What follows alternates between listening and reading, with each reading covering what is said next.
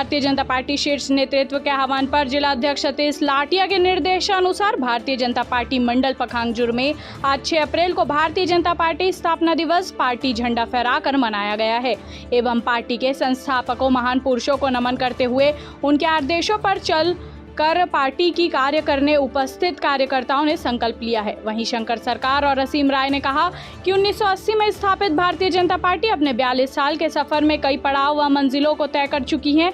कभी 2 सांसदों वाली इस पार्टी के आज लोकसभा में 301 सदस्य हैं, वहीं राज्यसभा में 101 सदस्य हैं। 6 अप्रैल को बीजेपी अपना स्थापना वर्ष मना रही है।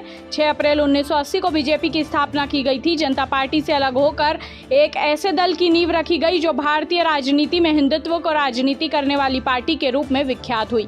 इस अवसर पर भारतीय जनता पार्टी के समस्त कार्यकर्ता मौजूद थे। पखांजूर से बिप्लब कुंडू की रिपोर्ट।